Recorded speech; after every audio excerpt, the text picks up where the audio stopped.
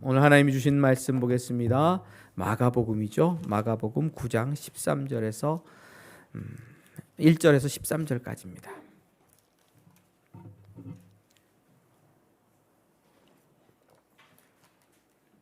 마가복음 9장 1절에서 우리 13절까지 말씀입니다.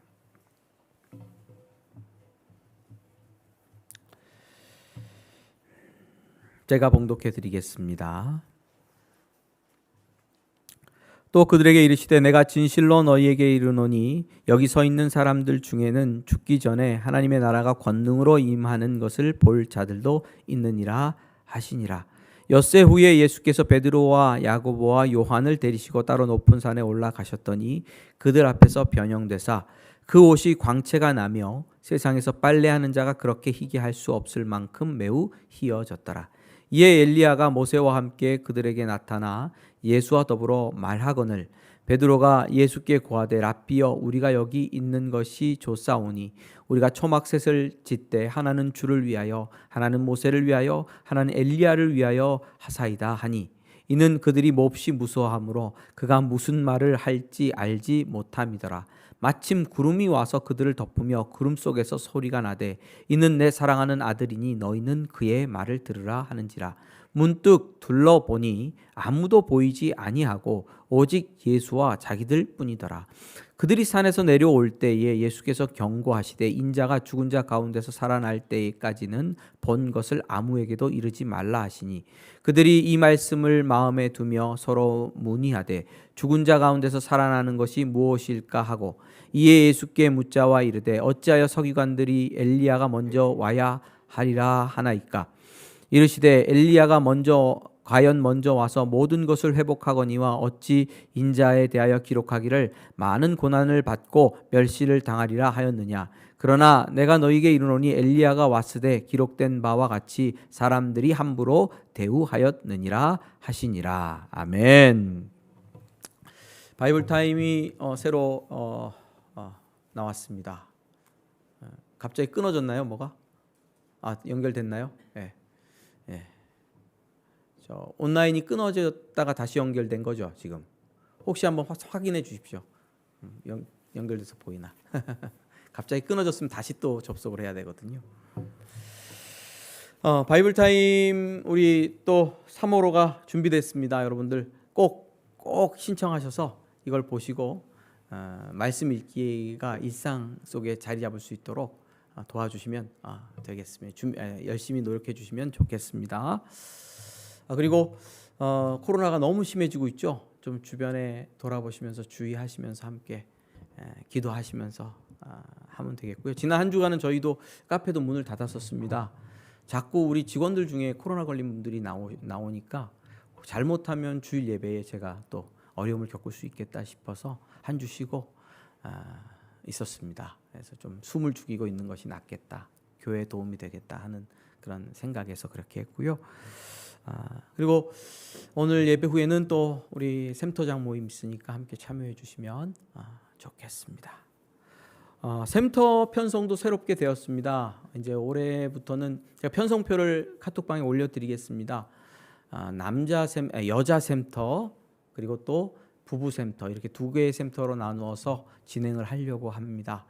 함께 꼭 열심히 참여해 주십시오. 굉장히 중요한 우리 교회에 하나님께서 세워주신 이 공동체가 샘터입니다. 샘터 안에서 이 생명의 연합이라는 것이 있습니다. 예수 그리스도 안에 있는 생명의 연합을 성도들이 경험하고 누리는 놀라운 역사가 일어날 텐데 그것을 함께 그 자리에 동참하시기를 바랍니다. 아시겠죠? 네. 오늘 마가복음 말씀입니다. 신앙생활 하다 보면 이게 자꾸 길을 잃을 수가 있고 또 우리가 어느 쪽으로 가야 될지 알지 못할 때가 있죠. 오늘 말씀을 통해서 온전히 하나님께서 우리에게 주시는 길을 좀 찾기를 원합니다. 오늘 말씀 제목을 제가 아무에게도 이르지 말라라는 그런 제목을 잡아봤습니다.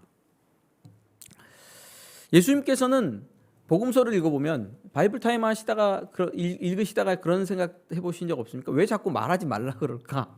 말하지 말라 그럴까? 죽은 자를 살려놓고 야 말하지 마. 어디 가서 말하지 마. 병든 자와 귀신을 내어 쫓고 실컷 다 내어 쫓고 오면 어떻게 해야 돼요? 그러면 만방에 알려 이래야 되는데 경고해요. 강하게 경고해요. 말하지 마. 말하지 마. 어디가 소문내지 마. 비밀 지켜. 마가복음에서는 한 네다섯 번 정도 말하지 말라 그러세요. 말하지 말라고. 에바다. 눈이 가려졌잖아요. 그렇죠? 근데 예수님께서 데리고 나와요. 밖으로 데리고 나와요. 사람들 없는 데 데리고 나와요.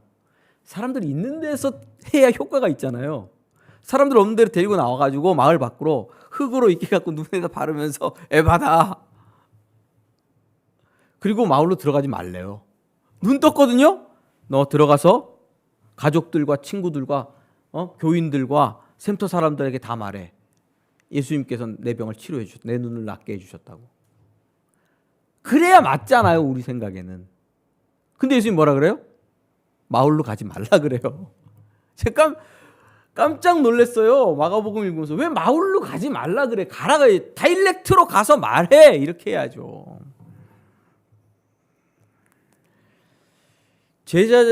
제자들과 함께 예수님께서 빌립보 가이사랴의 근처에 오셨을 때 묻잖아요. 너희는 난 누구라 하느냐? 베드로가 하나님의 그리스도이십니다. 그리스도이십니다. 그러자 쉿 말하지 마. 지금 말하지 마. 알리지 마. 조용히 있어. 왜 그러세요 도대체? 쟤 왜 그런 것 같아? 야, 우리 교회에서 목사님이 기도를 했더니 암이 막 났어.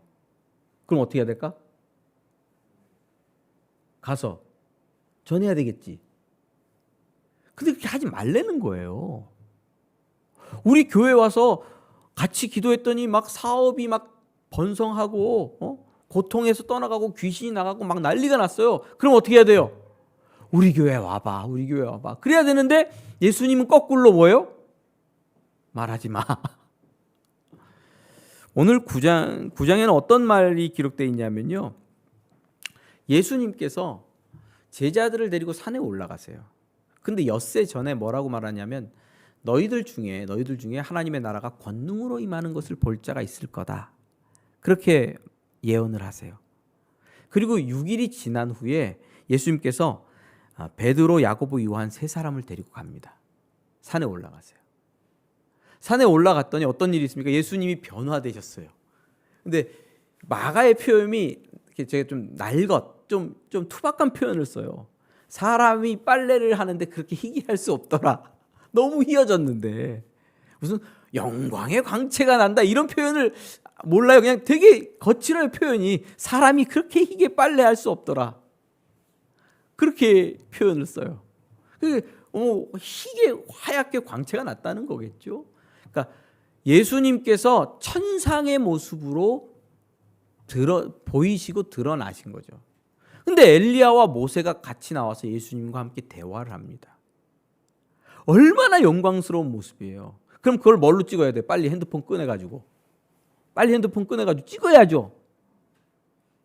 찍어가지고 내려와가지고 보여줘야죠. 봐, 이게 영광스러운 예수님이야. 얼마나 멋져. 너네 이 예수님 믿어야 돼. 그러면서 보여줘야죠. 근데 예수님 뭐라 그래요? 말하지 마. 아무에게도 본 것을 말하지 마. 왜 그래? 도대체 왜 그러세요? 복음을 전하려는 거예요? 말려는 거예요? 예수님을 전하려는 거예요? 말려는 거예요? 히터 좀 꺼주세요. 너무 더워요. 다 조실 것 같아. 좀 춥게 합시다. 떨어야지 안 줍니다. 여러분, 이 사건을 좀 더 이제 좀 살펴보고 넘어갑시다. 예수님께서 엿새 후에 이렇게 말씀하셨죠, 본문에서. 근데 이 사건이 출애굽기 24장과 이렇게 병렬, 되게 느낌이 되게 모든 순서가 굉장히 비슷하게 나와요. 그래서 신현우 교수님은 총신대학교의 교수로 계시던 신현우 교수님은 이 마가복음에서 그러니까 마가가 지금 출애굽기 24장 25장 말씀을 이게 거의 이렇게 대입시켜서 누구에게? 예수님께 대입시켜서 지금 이 변화산상의 사건을 보여주고 있는 거다. 이런 식으로 쓰시거든요. 출애굽기 24장에서는 이렇게 돼 있어요. 여호와의 영광이 시내 산 위에 머물고 구름이 엿새 동안 산을 가리더니. 이게 어떤 사건이냐면 출애굽기에서도 모세가 제 장로들을 데리고 70인의 장로들을 데리고 하나님의 산에 올라갑니다. 지금 예수님께서는 누구를 데리고 올라가죠? 제자들을 데리고 올라가죠. 근데 올라갈 때 몇 명을 데리고 갑니까? 3명. 누구? 베드로, 야고보, 요한. 모세가 70인의 장로들을 데리고 갈 때 다른 장로들의 이름은 언급되지 않고 3사람의 이름이 언급돼요. 아론, 나답, 아비후. 그러니까 엿새 후에 올라가셨고 출애굽기 24장에서도 엿새 동안 구름이 산 위에 있었고 베드로와 야고보, 요한 3사람을 데리고 예수님께서 산에 올라가셨고 모세도 아론, 나답, 아비후 3사람을 데리고 올라가셨고 그렇게 비슷하게 계속 매치시켜서 병렬 구조로 써요. 그래서 출애굽기 24장, 25장을 잘 아는 유대인들은 그게 생각나는 거예요. 무슨 얘기인지 아시겠죠? 이렇게 떠오르게, 이미지가 떠오르게. 마침 구름이 와서 그들을 덮으며 구름 속에서 자, 예수님께서 모세와 엘리야와 얘기하실 때 7절에 보면 어떤 일이 일어납니까? 구름이 와서 예수님을 덮잖아요. 그것처럼 모세가 출애굽기에 산에 올라갔을 그때도 어떤 일이 있었습니까? 모세는 구름 속으로 들어가 산 위에 올랐으며 구름 속으로 들어가서 안 보여요. 예수님께서 변화산상에서 구름 속에 가리워지신 것처럼 모세도 그런 일이 일어납니다.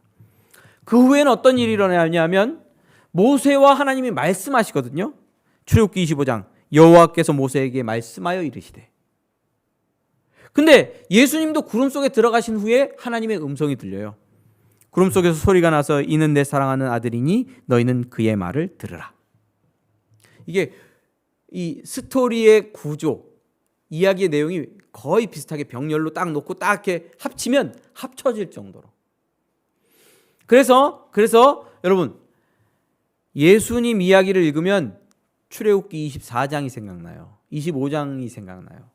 그래서 무슨 생각을 하냐면 아하, 모세가 이스라엘 백성을 애굽에서 인도해낸 것처럼 예수는 하나님의 백성들을 죄와 사망과 어둠의 권대에서 인도해낼 새로운 출애굽을 해낼 분이시구나, 메시아구나 하는 것을 기억할 수 있도록, 그런 메시지를 받을 수 있도록 이런 방식으로 기록하고 있는 거죠.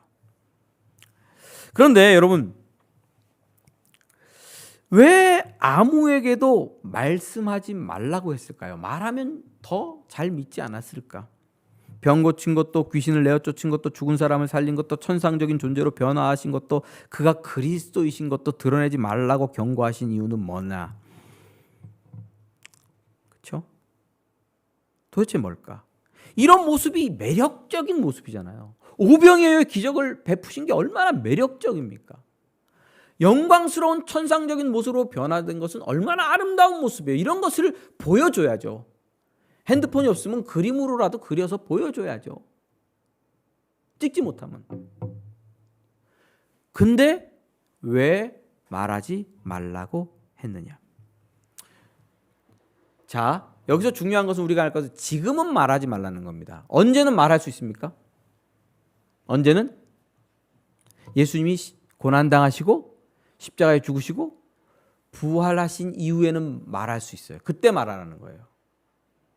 자, 그러면 보세요. 자, 그럼 어떤 일이 있냐면 예수님이 십자가에서 죽으시고 부활하신 그 사건이 있은 후에는 예수님을 뭘로 이해할 수 있어요?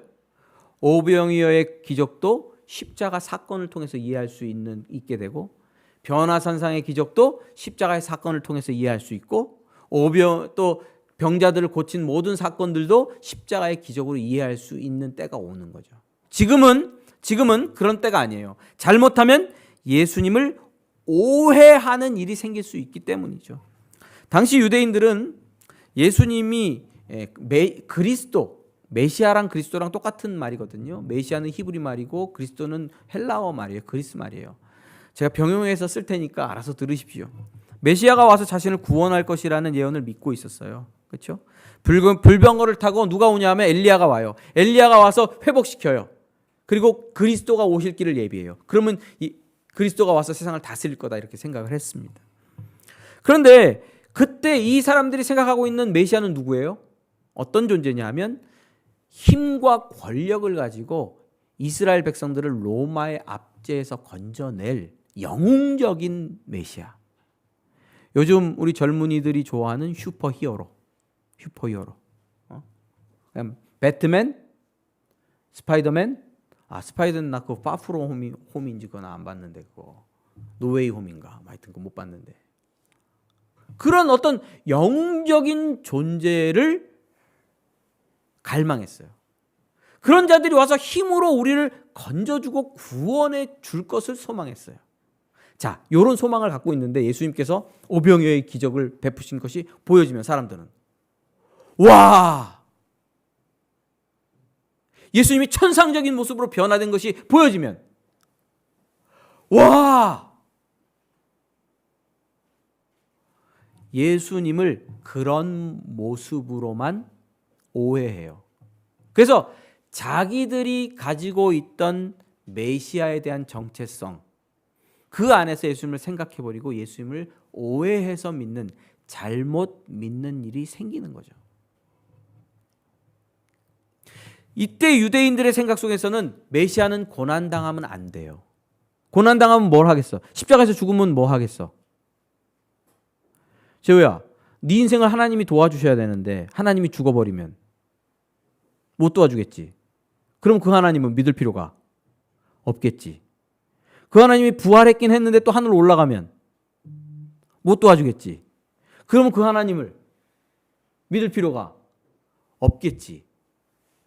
유대인들에게는 예수 그리스도는 죽으면 안 되고 고난당하면 안 되고 자기들과 영원히 함께하면서 자기들을 보살펴줘야 돼요. 모세가 광야에서 그렇게 했던 것처럼. 그래서 지금 여기 마가복음 9장 이때에 예수가 그리스도임을 증거를 하게 되면 이런 사건들을 얘기하게 되면 사람들은 예수를 오해하게 됩니다. 여러분, 그런데 예수님은 어떤 메시아입니까? 예수님은 이런 유대인들이 생각하는 이런 종류의 메시아, 이런 종류의 그리스도가 아니었다는 겁니다.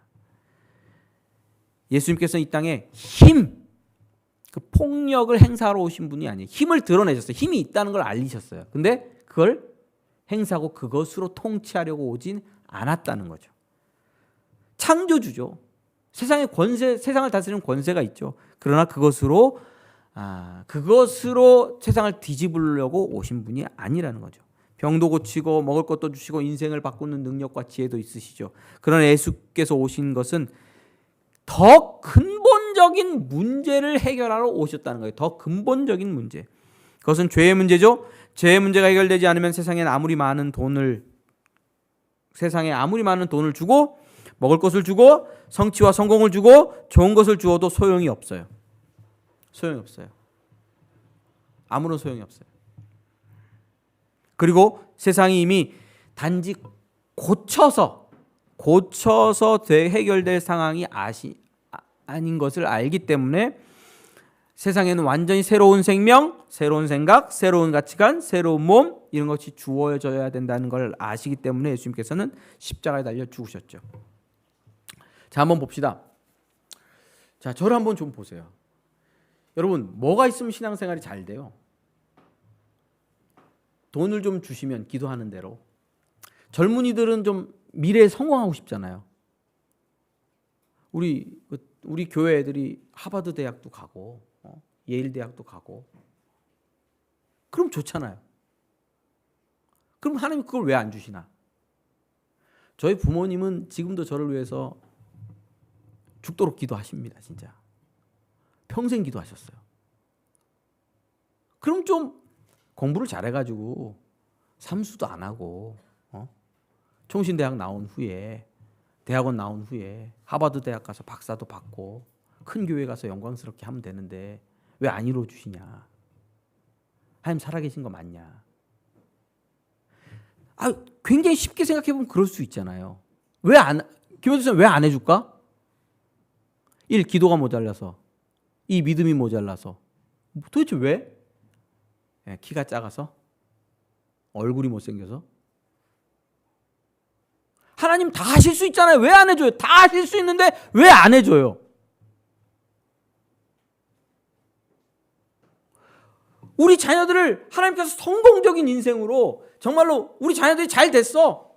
개척교회에서 이렇게 봉사하고 섬겼더니 하나님이 잘해 주셨습니다. 그래서 큰 교회 다니면서 간증할 수 있잖아요. 특세 가서 집회 강사로 나가는 거예요. 재호가 나가고 주석이가 나가가지고 특세 강사로 하는 거예요. 얼마나 영광스러워요. 근데 정말로 다 그런 길로 인도하실까? 그렇게 안 하시는 이유가 도대체 뭐냐? 이런 부분들에 대해서 우리가 좀 질문을 해봐야 돼요. 죽자고 병 고쳐달라고 기도했는데 병이 안 나. 죽자고 인생의 문제를 해결해달라고 기도했는데 아무런 응답이 없는 것 같아. 그게 신앙적인 고민이라니까요. 우리 모든 성도들이. 왜 그럴까요? 출애굽을 보십시오. 출애굽을 보시면 하나님께서 기적과 이적으로 이스라엘 백성들에게 역사하셨죠. 홍해가 갈라졌어요. 바다가 갈라졌어요. 그리고 구름 기둥과 불 기둥으로 매일매일 인도했어요. 하나님이. 그리고 광야에서 만나와 메추라기를 먹었어요. 일하지 않았어요. 아침에 나가면 만나가 떨어져 있어 먹고 맛있네. 만나. 바람이 불면 메추라기가 날라와요. 그럼 잡아서 먹었어요. 그리고 이렇게 신명기는 기록해요. 그들의 옷깃이 40년 광야를 도는데 헤어지지 않았대요. 옷깃이 헤어지지 않았대요. 이거 한 10년쯤 입었어요. 예전에 우리 어머님이 이마트에서 사주신 건데 10년쯤 입었어요. 헤어졌어요. 샌들, 그 사람들 샌들 신고 다녔으니까 샌들이 닳지 않았대. 10년 광야를 돌았는데. 왜? 하나님께서 지켜주셔서.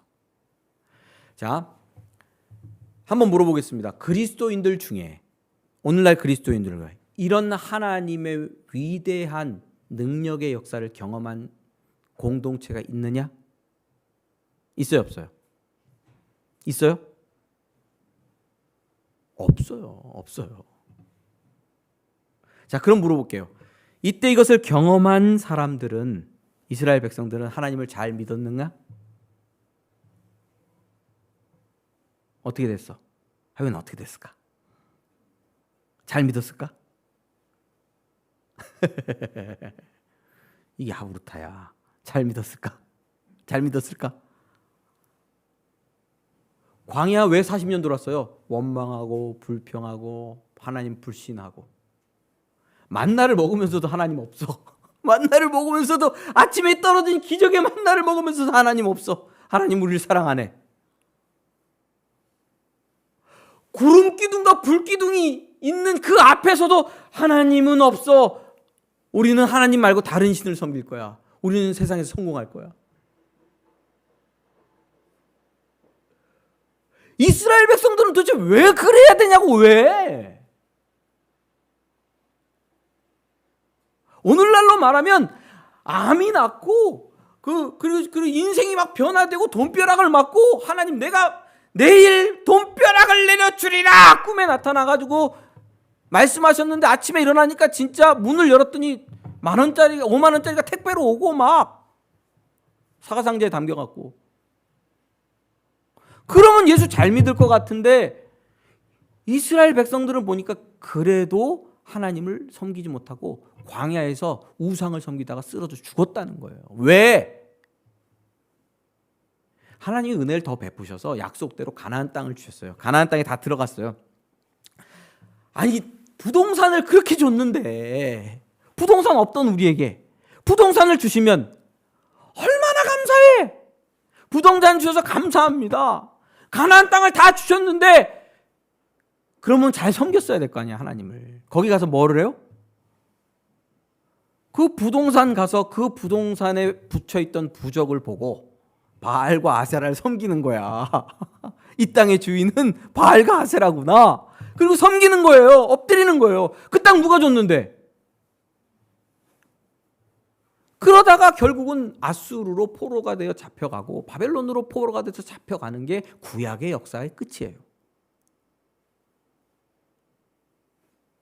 왜 이스라엘은 하나님이 기적과 이적과 능력과 권능과 위대하심과 광대하심과 크심을 다 보여주셨는데도 하나님을 믿지 못하고 하나님을 섬길 수 없었냐? 왜냐하면 인생은 돌이킬 수 없이 망가졌기 때문입니다. 기적과 이적 가지고는 회복될 수 없기 때문입니다. 다 버리고 새로 우리를 바꿔야 돼요. 새로 바꿔야 돼요. 이것이 예수님께서 오신 이유예요. 십자가에서 이루신 일이에요. 그러니까 예수가 죽고 우리를 새 생명으로 다시 살리는 일이 없으면 우리는 안 된다는 결론이 내려졌기 때문이에요. 그래서 예수님께서 죽고 우리를 대속하신 겁니다. 신앙생활 하는데 여러분 착각이 뭐냐면 예수 믿으면 내 생명이 연장되는 걸로 알아요. 내 생명이 연장. 그것을 영생으로 알아요. 자, 내 생명이 연장되면 어떻게 하겠습니까? 연장되는 만큼 뭐를 지어요? 죄를 짓겠지. 어우, 끔찍합니다. 내가 영원히 살면, 내 생명으로 영원히 살면 영원히 쾌락을 추구하고 영원히 욕망을 추구하고 영원히 헛된 것을 추구하겠죠. 영원히 범죄하니까 영원히 하나님 앞에 버림받겠죠. 우리 생명의 특징이에요. 근데 우리 그리스도인들은 예수님을 믿고 예수님께서 내게 생명을 주신다. 내 인생을 복을 주신다. 그래서 하나님을 섬길 수 없는 생명, 하나님을 섬길 수 없는 생각, 하나님을 섬길 수 없는 육체, 이것을 버려야 된다고 생각하지 않고 예수님을 믿고 나서 어떻게 생각하냐면 내 생명이 그저 연장되고 하나님께서 그저 내 생각을 이루어 주시고 내가 원하는 것이 성취되는 것이 신앙이라고 생각을 해요. 그래서 이렇게 어떤 협작꾼들이 이렇게 말합니다. 긍정적인 생각을 가지고 하나님 앞에 무엇이든지 구하면 다 들어준다. 거짓말입니다. 십자가와 상관없습니다. 저는 모든 것을 기도하긴 합니다. 제가 늘 다 기도하라고 하잖아요. 그러나 이렇게 말하는 것은 거짓말입니다. 예수님께서 오신 이유는 뭡니까? 새로운 생명을 주시려고. 이 생명이 아니고 예수님께서 오신 이유는 내 생각이 아니고 예수 생각을 주시고 그 생각을 그 가치를 따라 사는 삶을 사람으로 우리를 만들어 주시려고 십자가에서 죽으신 거라는 거죠. 그래서 그럼 우리는 새로운 일을 하게 되고 새로운 열매를 맺게 돼요. 그러니까 내 인생의 연장선상의 열매가 아니에요. 내 인생의 연장선상의 열매가 아니에요. 사랑과 희락과 화평과 자비와 양선과 온유와 절제와 오래 참음과 충성의 열매가 내가 열심히 노력해서 수련회도 가고 기도원도 가고 금식하고 해서 나오는 열매가 아니고 성령의 열매예요. 나한테는 없는, 예수님이 십자가에서 죽으심으로 말미암아 나한테는 없는, 내가 기대할 수 없는 그 성령께서 오셨고 내 안에서 일을 하세요. 그래서 그 성령 하나님께서 일하심으로 말미암아 내가 노력하고 내가 어떤 득도해가지고 나오는 사랑과 희락과 화평과 자비와 양선과 온유와 절제와 오래 참음과 충성의 열매가 아닌 거예요. 그래서 그리스도인들 중에 그런 열매를 맺은 사람은 자랑할 수가 없어요. 찬송할 뿐이에요. 내가 한 게 아니니까. 좀 어려울 수 있습니다. 이런 일을 위해 그리스도는 반드시 고난당해야 했습니다. 이것이 그리스도가 갖는 정체성이에요. 그러나 유대인들은 모세처럼 단지 다윗처럼 자기들에게 먹을 것을 주고 전쟁에서 승리하게 해줄 그런 그리스도를 원했죠. 고난당하는 그리스도, 십자가에서 죽는 그리스도를 받아들일 수가 없었습니다. 지금 로마의 압제를 당하고 있는데 그리스도가 죽어버리면 우리는 어떡하냐. 일제시대에 일본이 우리를 압제하고 있는데 우리를 구원하러 오셨다는 하나님이 일제에 잡혀갖고 죽어버리면 우리는 뭘 믿으라. 그런 거예요. 그런 거 지금 그런 상황이에요. 그래서 말하지 말라고 하셨죠. 자, 한 번 더 짚고 넘어가려고 제가 생각합니다. 똑같은 말이지만 그리스도가 고난받고 십자가에서 죽으신 그 의미가 무엇인가? 자, 예수님이 십자가에서 죽으셔야 했다만 우리를 구원하기 위해서 십자가에 죽어야 됐다는 건요. 그래서 우리를 그 십자가의 값으로 우리를 사신 거잖아요. 그러니까 우리를 구원하기 위해서는 값이 얼마만큼 필요하다? 예수님의 생명을 내어줄 만큼, 그가 죽음으로 갚을 만큼 우리는 그만큼이 필요한 존재인 거죠. 그러니까 이런 거예요. 예수님이 십자가에 못 박혀야 할 만큼 우리 자신은 악하고 무가치하고 우리 자신의 것을 가지고는 하나님께 영광을 돌릴 수 없고 하나님께 인정받을 만한 가능성이 없어요. 아무 걸 가지고는. 그리고 우리 인생엔 어떤 의미나 이런 것도 찾을 수가 없어요. 아무런 의미가 없는 거예요. 하나님 앞에서.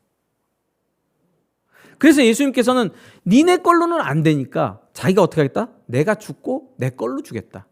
바꿔주겠다. 교체해주겠다. 그런 의미가 십자가에 달리신 그리스도라는 표현 안에 있는 겁니다. 그 생명은, 그래서 예수님을 믿으면 어떤 일이 일어나면 예수님의 생명이 우리 안에 들어와서 우리 안에서 역사를 하고, 그래서 뭐가 바뀌어요? 생각이 바뀌어요. 마음이 바뀌어요. 그래서 내가 사는 것이 아니라 내 안에 누가 살아요? 예수께서 사는 역사가 있습니다. 그럼 누구는 죽어야 돼요? 나는 죽어야 돼요. 근데 문제가 자꾸 생각해요. 그리스도인들은 거꾸로 예수를 믿으니까 예수가 들어와서 예수가 사는 게 아니고 예수를 믿고 예수님 이제 됐으니까 내가 살게 해주세요. 내가 원하는 거, 내가 바라는 거, 내가 성공하고 싶은 거, 내가 소망하고 꿈꾸는 거 다 이루어 주세요. 그러면 뭐를 안 믿는 사람이에요? 십자가를 안 믿는 사람이에요. 내가 예수께서 십자가에서 죽으시면서 하나님의 아들이 십자가에서 죽어야 할 만큼 죄인이요 무가치한 존재인 것을 믿지 않는 거예요.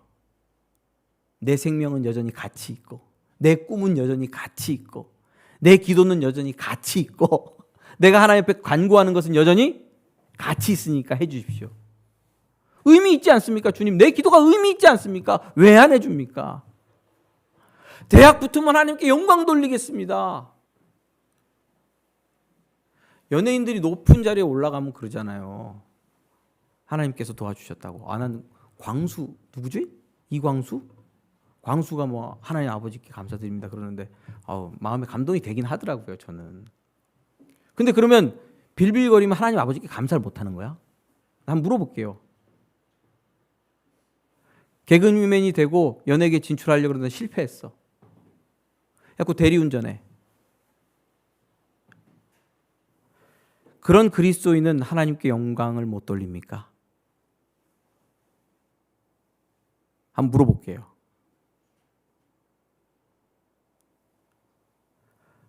저처럼 대학 떨어지고 또 떨어지고 대학 떨어지고 또 떨어지고 대학 떨어지고 또 떨어지면 하나님께 영광을 못 돌립니까?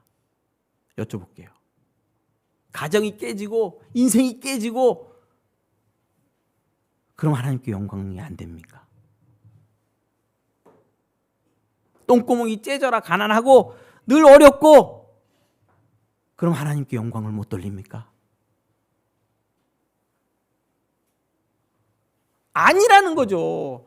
하나님의 영광이란 것이 그런 방식으로 나타나는 것은 아니다라는 겁니다.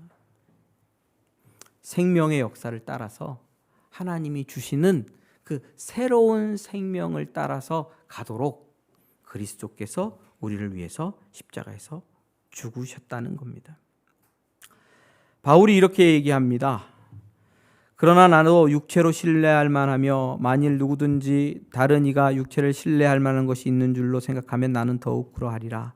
나는 8일 만에 할례를 받고 이스라엘 족속이요 베냐민 지파요 히브리인 중에 히브리인이요 율법으로는 바리새인이요 열심으로는 교회를 박해하고 율법의 의로는 흠이 없는 자라. 그러나 무엇이든지 내게 유익하던 것을 내가 그리스도를 위하여 다 해로 여길 뿐더러 모든 것을 해로 여김은 내 주 그리스도를 아는 지식이 가장 고상하기 때문이라. 내가 그를 위하여 모든 것을 잃어버리고 배설물로 여김은 그리스도를 얻고 그 안에서 발견되려 함이니 내가 가진 은은 율법에서 난 것이 아니요 오직 그리스도를 믿음으로 말미암은 것이니 곧 믿음으로 하나님께로부터 난 의라. 내가 그리스도와 그의 부활의 권능과 그 고난의 참여함을 알고자 하여 그의 죽으심을 본받아 어떻게 해서든지 죽은 자 가운데서 부활에 이르려 하노니. 바울은 자기가 잘났었대요. 박사학위도 받았고요. 신앙생활하는 자기들 친구들 중에 제일 앞서갔대요. 그리고 율법에 의의 착한 일만 했대요. 나쁜 일 안 했대요. 선하게 살았대요. 최고였대요. 그렇게 살고 싶었대요. 그래서 그렇게 살아냈대요. 근데 예수님을 만나고 나니까 바울 너 네가 자랑하고 네가 성공했다 그러지 네가 추구하는 그 모든 것들 다 똥이야. 내가 너를 그 똥에서 건져내기 위해서 십자가에서 죽은 거야. 내가 널 위해서 십자가에서 죽은 그리스도야. 바울이 아니 예수님 나는 착하게 살았는데요. 왜 십자가가 필요해요? 나는 신앙생활 열심히 했는데요. 왜 십자가가 필요해요? 모태신앙인데 30년, 40년, 50년 예수님을 믿고 교회 주일 출석 한 번도 빠진 적이 없고 목숨 걸고 교회 나와서 기도하고 목사님 시키는 것대로 다 순종하고 했는데 왜 십자가가 필요해요? 잘 살았는데. 바울이 말하는 건 이겁니다. 내가 내 육신으로 행하던 모든 것들이 내게 이로운 것이 아니었고 똥이었더라. 어떻게 알았냐? 십자가를 발견한 후에. 그것들이 무가치한 거고, 그것들은 죽음에 속한 거고, 그것들은 사망에 속한 거고, 그것들이 나를 영생으로 구원으로 인도할 것들이 못 되기 때문에 예수님께서 십자가에 달려 죽으셨다는 거죠.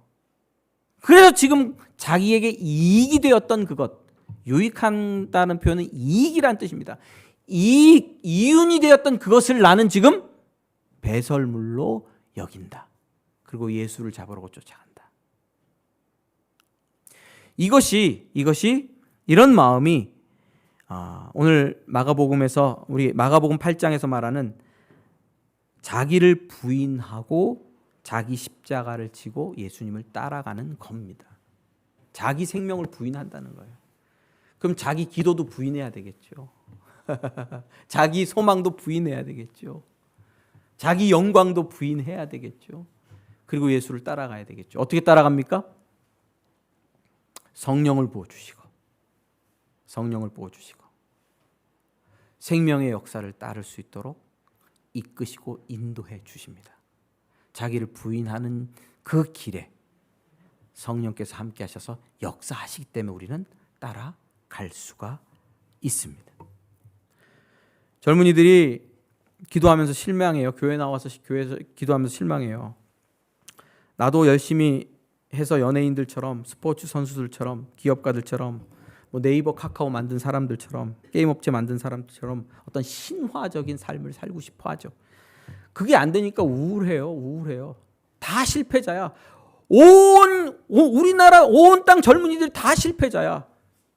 SNS에 여기서 올라온 거 보니까 화려하잖아요. 막 팔로워들이 막 얼마나 되고 나는 뭐야? 다 실패자야.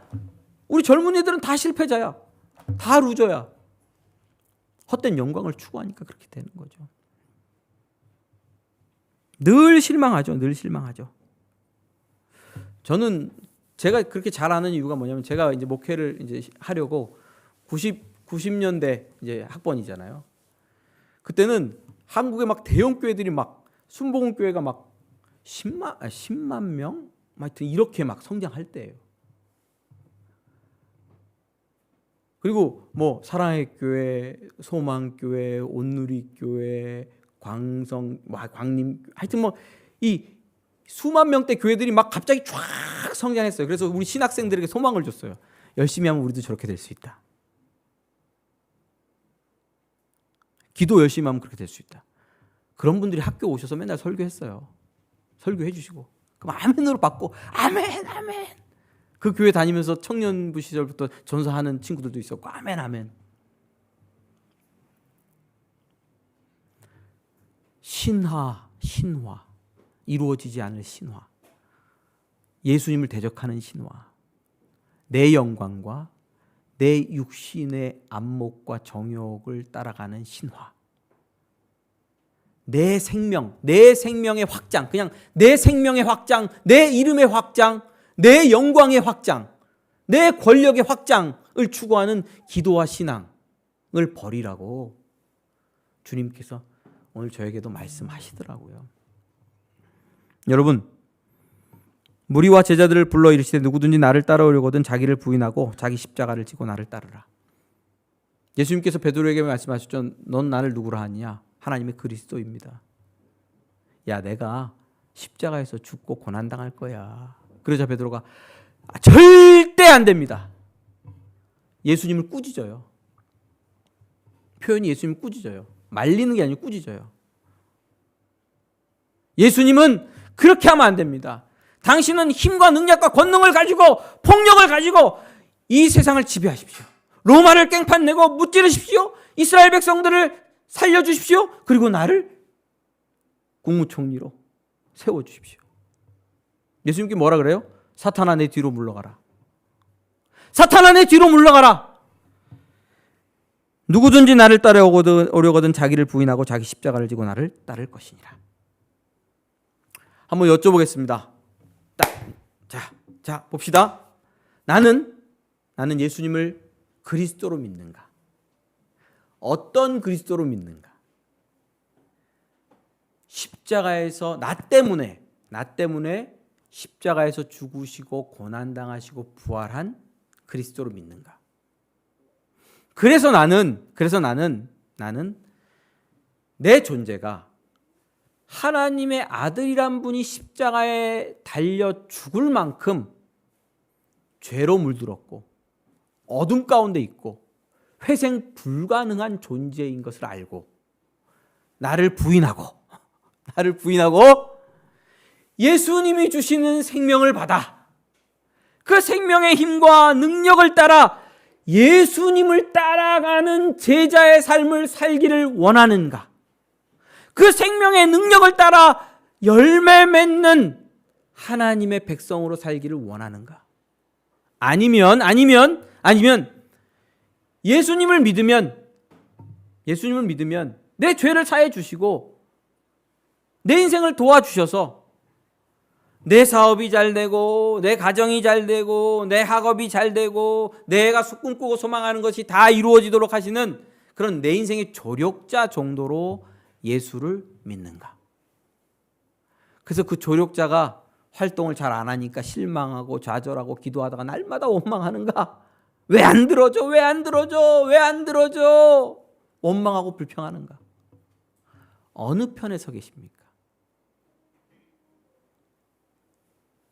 오늘 좀 복잡했습니다만 예수님께서 아무에게도 말하지 말라 하신 그 이유가 뭔지 곰곰이 묵상해 보시는 그런 성경 말씀 읽기 시간 되셨으면 좋겠습니다. 기도하겠습니다.